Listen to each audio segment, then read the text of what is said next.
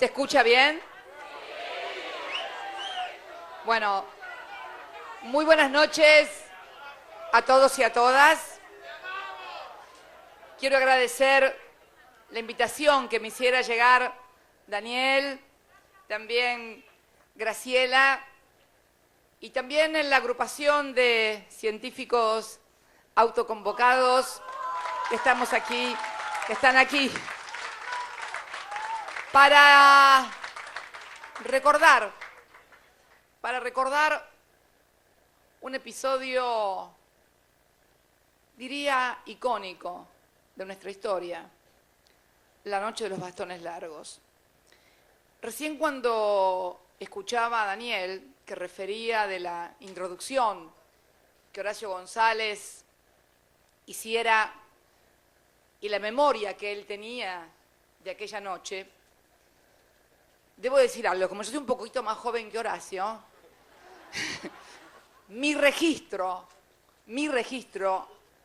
de la noche de los bastones largos es un registro histórico, es un registro de lectura, no es un registro de vivencia o de recuerdo personal. Tenía 13 años, pero sí un episodio también terrible que ocurrió al poco tiempo, que fue la muerte del estudiante Santiago Papillón en Córdoba. Eso sí, me quedó incorporada porque la recuerdo como la primera muerte de alguien que muere en una lucha estudiantil, ¿no? Después vino el Cordobazo, y después vinieron todas las cosas que pasaron en nuestra historia, en la cual, desde distintos ángulos, con distintos grados de participación y responsabilidad, hasta el día de la fecha, hemos tenido registro vivencial, experimental. Nosotros lo hemos tenido como experiencia personal, política y como tal única e intransferible. Pero, ¿cuál es el símbolo de esa noche de los bastones largos? En esa Facultad de Ciencias Exactas, cuentan las crónicas, que estaba la primera computadora que se había, sí, Clementina, tenía nombre además, se llamaba Clementina, nombre de mujer, como corresponde.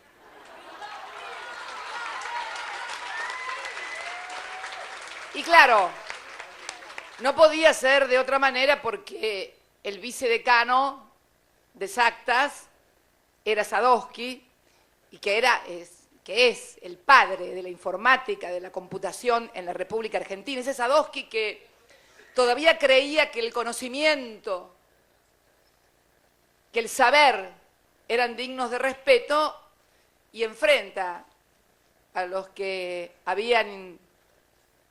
son siempre iguales, los que tienen bastones, los dirigen, pero son siempre lo mismo, representan el símbolo tal vez, no hay que agarrárselas por ahí con ellos, porque en realidad lo que quieren es que la gente los vea a ellos como los responsables. Ellos no son los responsables, no. Son los que los mandan y los que los implementan para hacer o para validar proyectos antipopulares. Porque, a ver, los bastones largos siempre se compadecen con los gobiernos de ideas cortas. Siempre son... Cuando el gobierno tiene ideas cortas, necesita bastones largos. Así que ojo, porque la mano viene para bastones muy largos.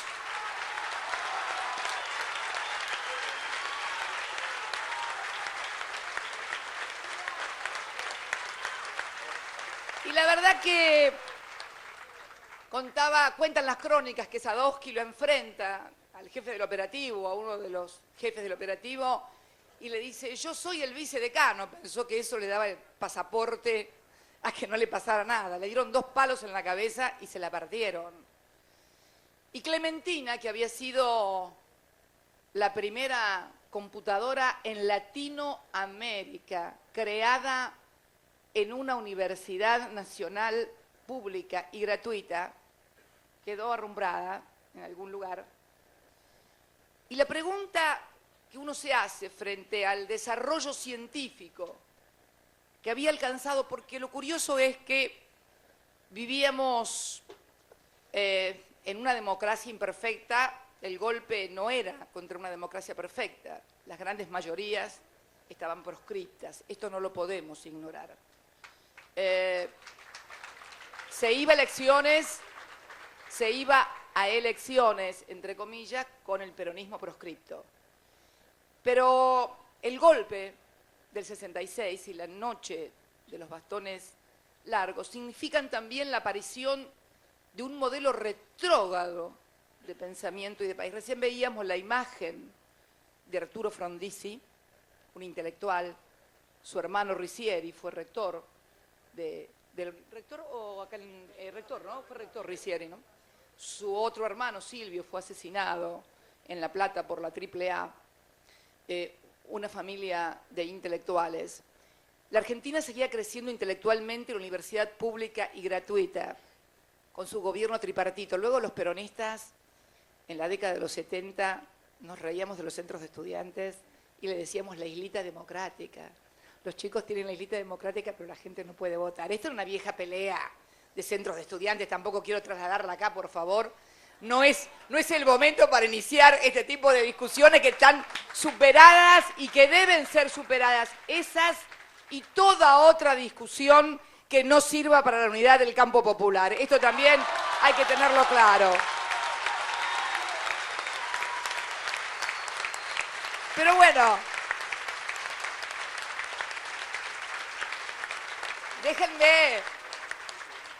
déjenme recordar un poco mis ejercicios juveniles de debate en los pasillos de la universidad y de pelea con la franja, en fin.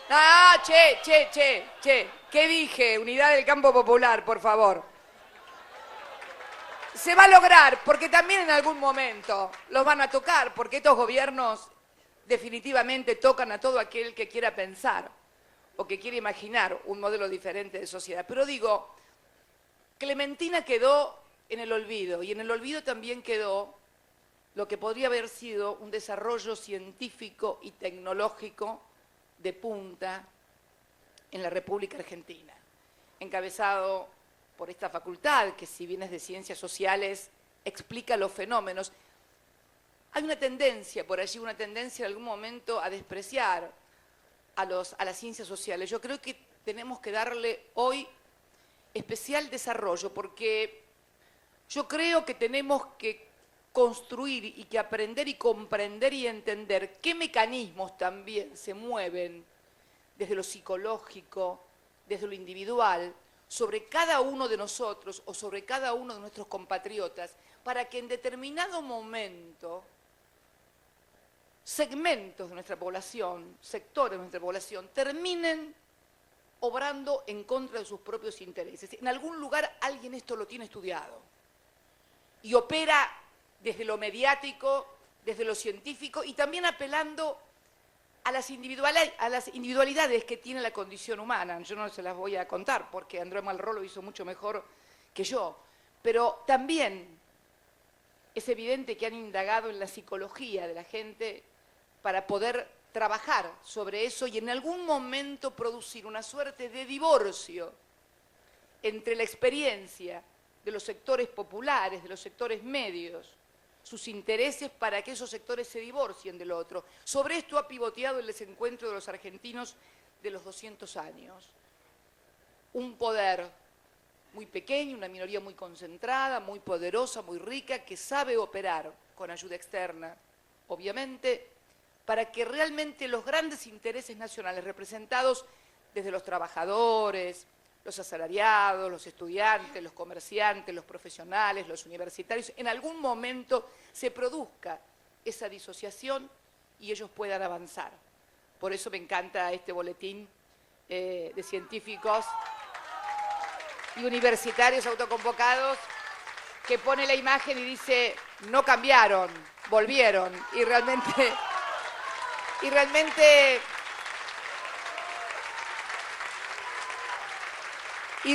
es una buena síntesis. Ideas retrógradas. Después empecé a registrar muchas imágenes de aquella época. Onganía, no jurando, no me acuerdo de él, pero sí me acuerdo, paseando en una carroza en la rural, emblemático, sí, en una carroza. Ingresó en lugar de como lo hacían otros en un convertible descapotable, en una carroza. Estaba prohibido, para los que no se acuerdan, besarse en las plazas. Para eso la división moralidad, creo que era el comisario Margarides, si mal no recuerdo, ¿no? Bueno, tengo más de 60 muchachos, así que me acuerdo de todas esas cosas. No es que leí tanta historia, fui contemporánea de la historia. Entonces, todo esto se juntaba en un plexo de ideas en donde el conocimiento, en donde el pensamiento crítico, la investigación, el no conformismo de ninguno de los científicos de lo que está viendo, dudando, porque el científico duda, pese a que alguien dijo que era una jactancia de los intelectuales la duda, ¿no? Pero, bueno, la duda, la ciencia, la investigación, el pensamiento crítico, todo esto atenta contra un modelo que tiende fundamentalmente a encorsetar el pensamiento y fundamentalmente a disciplinar a una sociedad. Para que haya disciplinamiento social en los trabajadores, en los estudiantes, en los científicos, tiene que haber gente que no piense, que repita eslogan y que de ser posible solamente pueda desarrollar, bueno, no más de 2, 3, 5, 10 minutos de discusión o de charla. Todo aquel que pase los 15 minutos es considerado casi un enemigo público en algunos lugares. Obviamente, hablar más de 15 minutos seguidos no solamente exige por lo menos conocimiento, exige tener un manejo de un poquito más de 5.000 o 6.000 palabras que nos permitan desarrollarlo. Aunque cuando uno ve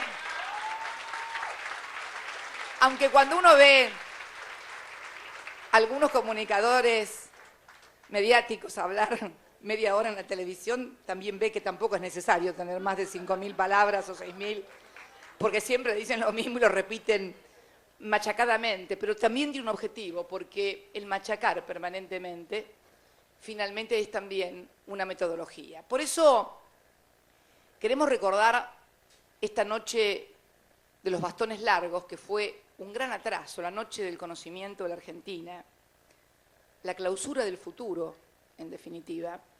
La queremos recordar porque no podemos permitirnos más ese lujo. Y como quien también habló de la herencia, de la pesada... ¿Vos hablaste, no es cierto, vos, Daniel? La pesada herencia. Bueno, la pesada herencia, claro, la pesada herencia es haber puesto a la ciencia y a la tecnología, cuando conformamos ese ministerio, en un lugar preponderante, porque uno de nuestros grandes desencuentros ha sido siempre la disociación entre la universidad, el conocimiento, la ciencia y la tecnología, y el país real, la economía real, los trabajadores, sus empresarios. Y este fue el gran desafío que nosotros planteamos, no ya con la discusión de cientificismo que se dio allá entre dos importantes científicos, Warshawski, que era fundamentalmente un científico comprometido con una ciencia aplicada y además concéntrica con el pueblo, una ciencia popular. Que de esto se trató lo que comenzamos a desarrollar fundamentalmente cuando pudimos recuperarnos. Esto yo no quiero que... Yo sé que muchos vinculan la creación del ministerio únicamente a partir del 2007, pero ¿saben por qué pudimos construir y fundar? Porque no es que creamos, fundamos un Ministerio de Ciencia y Tecnología, porque el que venía antes se había puesto el país al hombro, se había hecho cargo de la deuda externa, la había negociado, le había dicho no al ALCA y había puesto a los trabajadores, a las paritarias, al consumo, a los jubilados, como objetivo fundamental. Porque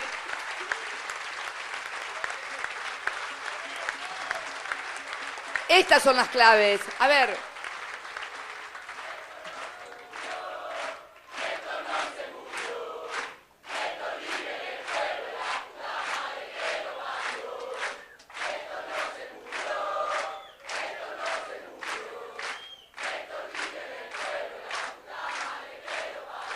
Y esto nos permitió entonces crear ese ministerio, nos permitió crear laboratorios, reconstruir los que estaban destruidos, construir más de 150.000 metros cuadrados de nuevos laboratorios totalmente equipados. Nos permitió repatriar en el programa Raíces más de 1.100 científicos y científicas que se habían ido de su país por falta de oportunidades.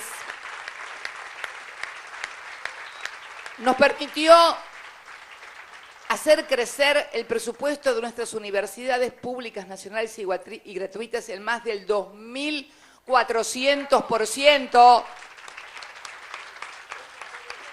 Nos permitió que los trabajadores de la universidad, que en La Plata yo recuerdo la figura inolvidable de Semilla, el secretario general de ATULP, desaparecido, los trabajadores, los no docentes, ¿dónde están los no docentes? Vamos los no docentes. Con convenios colectivos de trabajo y evolución salarial por arriba del 1.100 en estos 12 años y medio.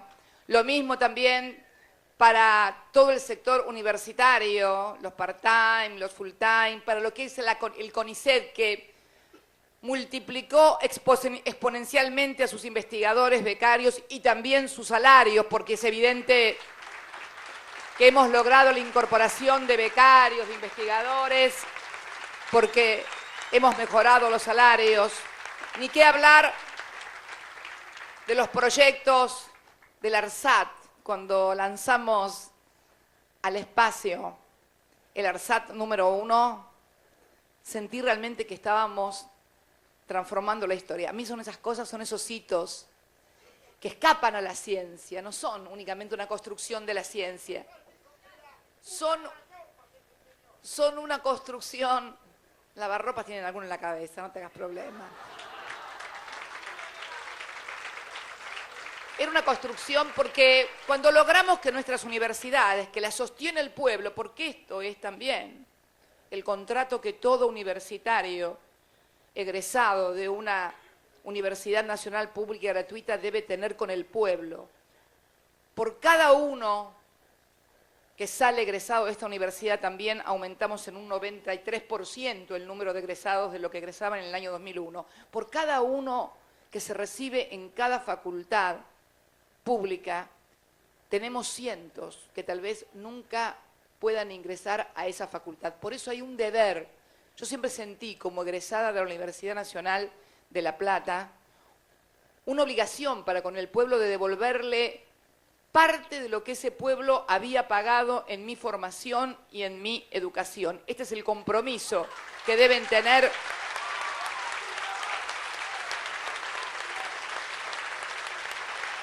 los estudiantes.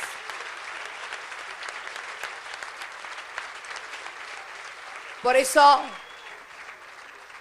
nosotros discutíamos mucho en aquella época los universitarios, de mis épocas universitarias, y decíamos que esto era lo importante, permitir que el pueblo ingresara a la universidad o que la universidad, mejor, saliera al pueblo, porque el pueblo no entra dentro de la universidad.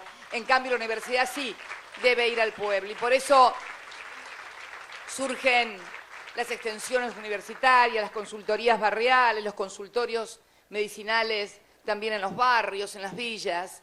Es esa salida de la isla para enriquecerla, para no aislarla, porque además la única manera que esta universidad va a ser fuerte y defender sus derechos es que no la aíslen, porque no se conoce ningún triunfo de ningún sector popular por sí solo y aislado. Los grandes triunfos populares han sido por la unidad de todos los sectores, los trabajadores, los obreros, los universitarios, los científicos, los comerciantes, los pequeños y medianos empresarios. Esto es clave también entenderlo. Y entonces, en estas épocas en las que algunos hablan de un retorno a los 90 o a las ideas neoliberales. Yo me voy a permitir particularmente disentir. Creo que es un poquito previo a los 90. Creo que el modelo explicitado claramente es un modelo más vinculado a una Argentina preperonista, si se quiere, y discúlpenme los que no lo sean, que tiene que ver con un modelo fundamentalmente de primarización de nuestras exportaciones y nuestras actividades, vinculando a lo primario como el gran generador de riqueza y de empleo, cuando en realidad todos sabemos que necesitamos al sector industrial, pero además que los necesitamos con mucha tecnología y con mucha innovación. Esta fue una de las claves, y al sector primario también, porque durante nuestro gobierno se realizaron importantes investigaciones con fantásticos hallazgos que también potencian al sector primario para hacerlo más eficiente. Esta es la universidad que potencia a la economía en su conjunto, pero fundamentalmente necesitamos hacerlo con el sector de la industria. ¿Por qué? Porque venimos muy atrasados en ese sector. Y entonces también ha sido uno de los principales problemas de los sectores, de los gobiernos populares, nacionales y democráticos de carácter industrial, el estrangulamiento que se produce en algún momento en el sector externo vía faltante de divisas, porque al no tener la tecnología propia tenemos que incorporar tecnología y esto obviamente cuesta divisas. Por eso también la recuperación de yacimientos petrolíferos fiscales, una de las 2.000 empresas más importantes del mundo, que además con el ITC nos permitió hacer, con el Instituto Tecnológico que me tocó inaugurar al lado de la Universidad en La Plata, permitir el desarrollo científico para mejorar nuestra empresa energética de bandera recuperada. Por eso creo que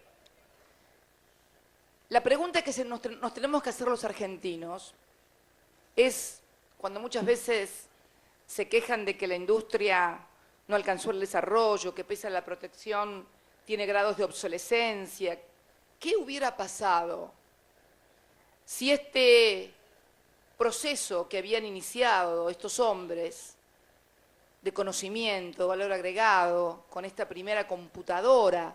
Fíjense, en una Argentina donde en ese momento teníamos la primera computadora, en los años 50 habíamos tenido el primer avión a reacción. O sea, ¿cuántas veces la primera vez? Y los primeros en América Latina en un avión, en una computadora. ¿Qué fue lo que pasó en el medio? Que después no teníamos ni aviones, ni computadoras, ni trabajo, ni nada, y solamente había deuda. Me parece que una de las cosas fundamentales también es la formación. Yo el otro día, cuando clausuré un plenario de estudiantes secundarios, pibes de promedio 15 años, les decía la necesidad de la formación para recibir la información. Si vos no estás formado, no estás en condiciones de procesar adecuadamente el grado de información que recibís. Una de las claves de este espacio concreto en la Facultad de Filosofías y Letras, es poder generar espacios de pensamiento y discusión y de comunicación y métodos de llegada a los sectores populares que le permita, a través de lo que hoy significan las redes sociales, poder entender los mecanismos, poder comprender, no solamente leer, sino entender, no solamente saber, sino comprender. Y yo creo que por eso no podemos perder tiempo en discutir entre nosotros que quién tiene la mejor iniciativa respecto del centro, de la fotocopiadora o de cómo hacemos. Disculpen, ¿no? Pero fui universitaria, así que conozco el tema. Entonces, muchachos, basta de discutir para ver quién tiene la llave de la fotocopiadora. No hay que discutir más quién tiene la llave de la fotocopiadora, hay que discutir quién le da la llave a la gente para que entienda el país y el mundo que tenemos.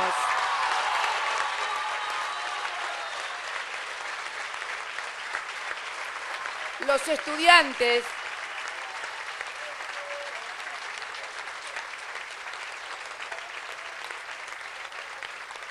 los claustros universitarios, los estudiantes, los de posgrado, los graduados, tienen la obligación de darle la llave a la sociedad para el ingreso a la comprensión de un mundo muy complejo, en el cual van a ser cada vez más bombardeados con mayor cantidad de información. Cada vez hay mayor cantidad de información. Denle la llave a la gente para que entienda qué le quieren decir y qué le quieren meter en la cabeza para que ella pueda elegir.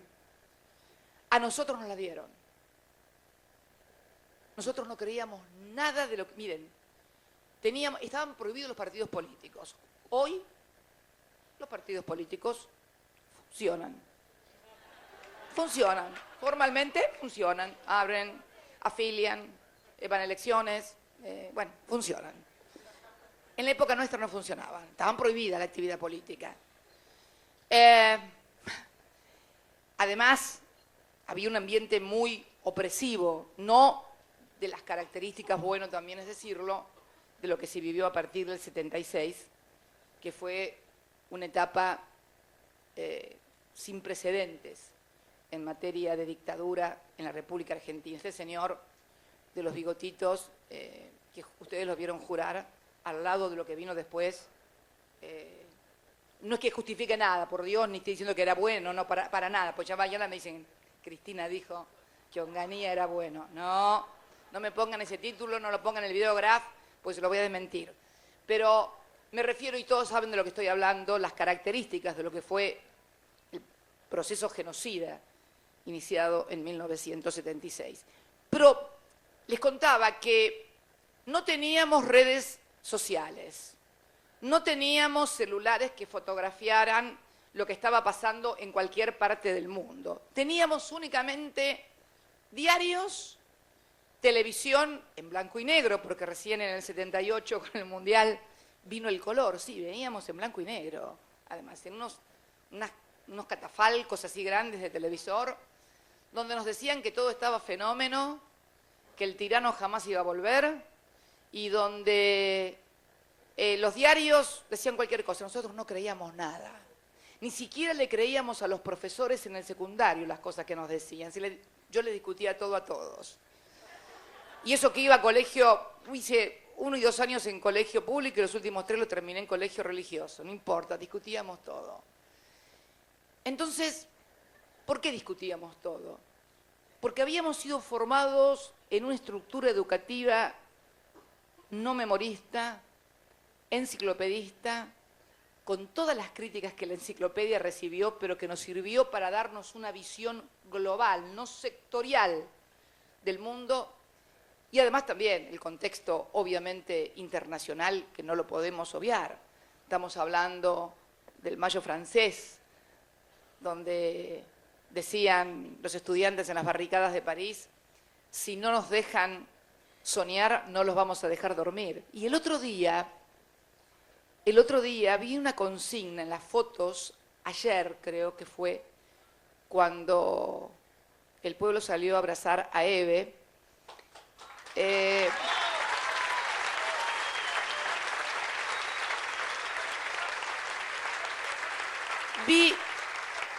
Vi a un señor en las redes, en la foto, una excelente fotografía, con un cartel hecho a mano, con un fibrón, que decía, si no hay pan para el pobre, no va a haber paz para el rico. Y la verdad que me hizo acordar aquella consigna, no sé por qué, me retrotraje al Mayo francés, pero decía que en aquel momento el mundo bullía. En Estados Unidos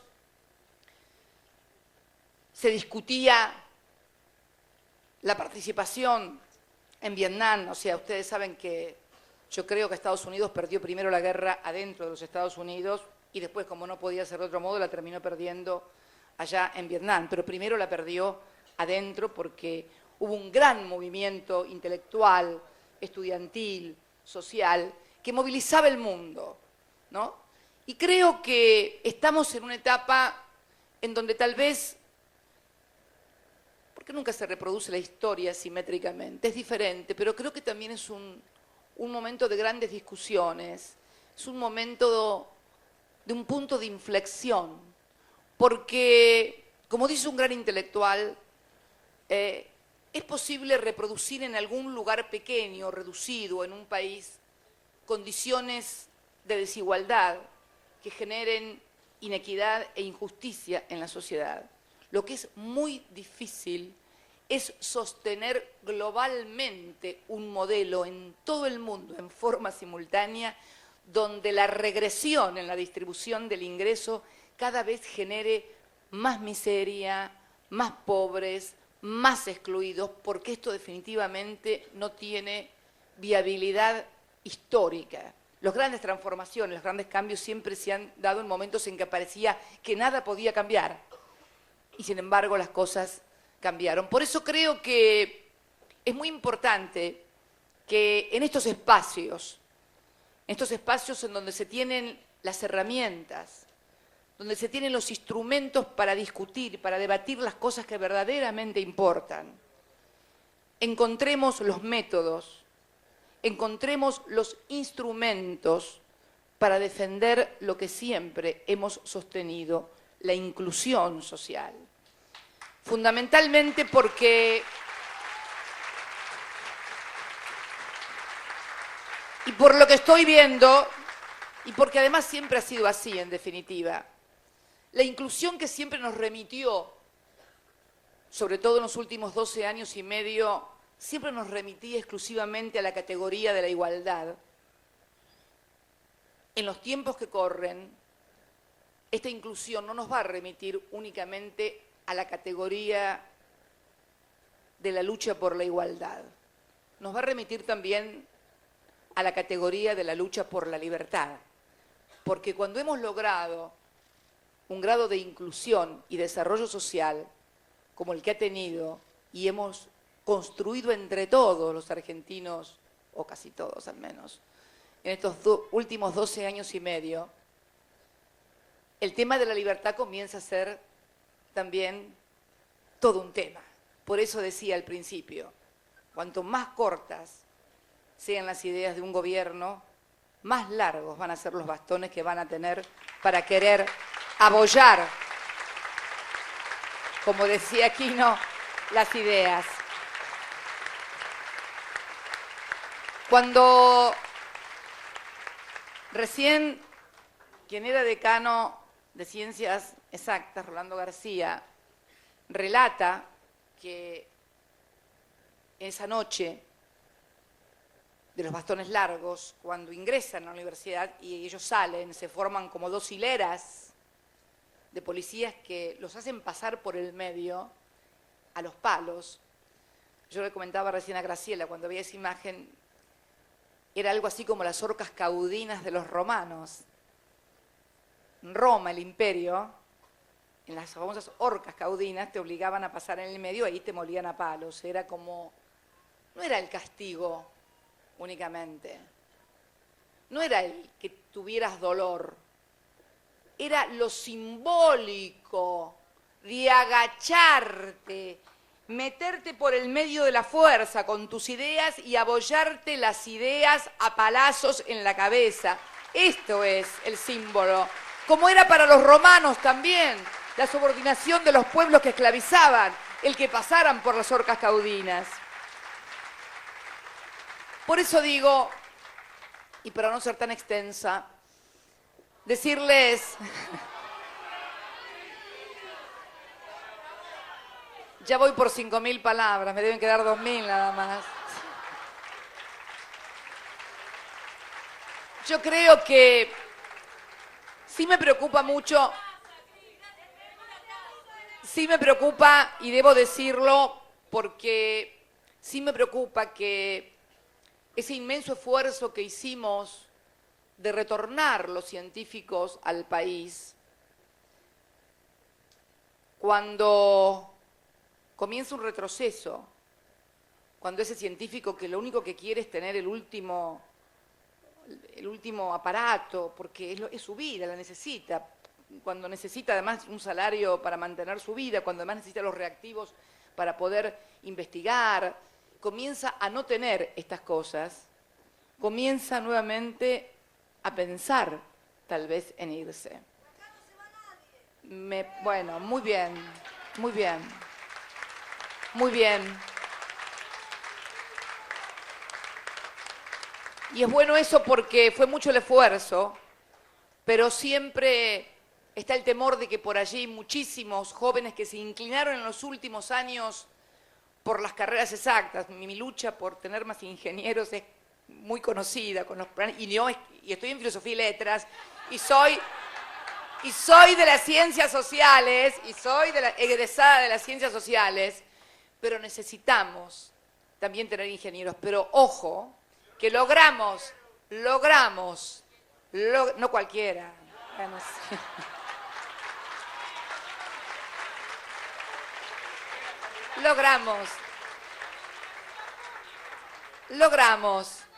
Logramos tener la mayor cantidad de científicos en toda América Latina por número de trabajadores.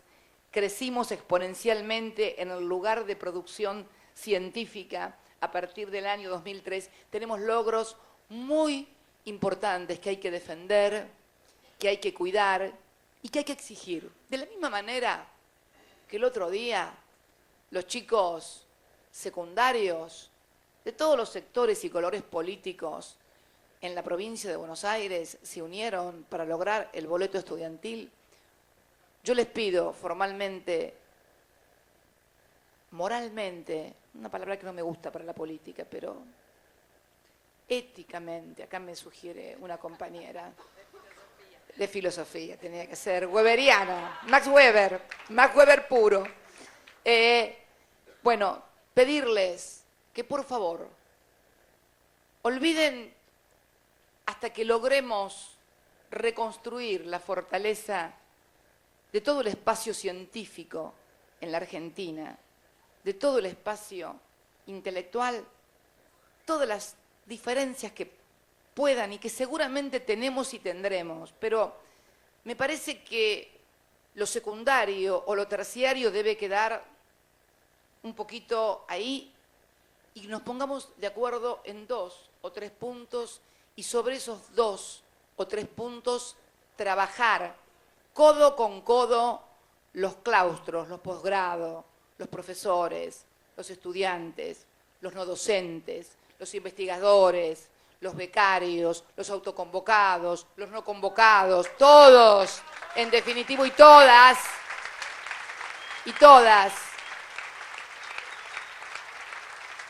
y además salir de acá adentro también, construir la unidad acá adentro, pero salir a buscar la unidad en la calle también. La unidad en la calle, junto a los trabajadores, porque se viene la precarización laboral también, junto a los comerciantes, que ya no saben qué hacer para hacer frente a los gastos y además porque se les cayó el consumo, junto a los pequeños y medianos empresarios, para darles también los instrumentos para sostener sus empresas. Y también alguien recién agitaba una bandera de la Tupac. Y también porque tenemos que volver al 9 de diciembre. Y no estoy diciendo que tengamos que volver al gobierno del 9 de diciembre. Tenemos que... No, porque hay que ser respetuoso del voto popular. No, yo sé que no me chiflen, no, hay que ser respetuoso del voto popular. No digo volver a eso. Que no haya presos políticos en la Argentina. De esto se trata. Que cada uno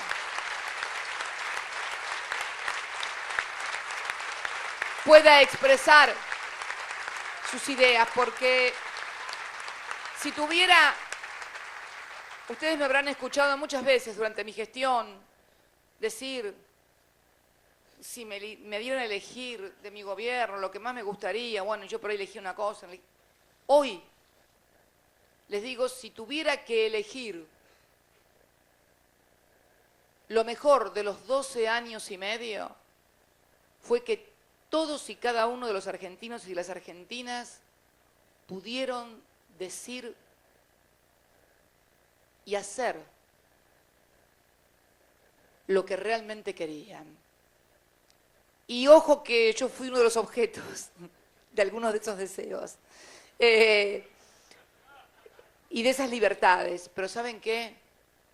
Yo prefiero ser presidenta de un país en el cual al presidente cualquier ciudadano, cualquier ciudadana le pueda decir lo que se le dé la gana en las redes sociales, en la televisión, en el tren, cualquier cosa, que me puedan decir yegua, que me puedan decir lo que quieran, pero que nunca puedan decir que tuvieron que callarse la boca o que los llevaron presos porque hicieron o escribieron algo en la red o pusieron un cartel en un tren. El día que los argentinos no puedan expresarse libremente en las redes o en un tren, estamos en problema, compatriotas. Y ese día tenemos que hacer valer el derecho a la libertad, que es el primer derecho que tenemos todos los ciudadanos y todas las ciudadanas, la libertad. Gracias, gracias, Filosofía y Letras. Muchas gracias a todos.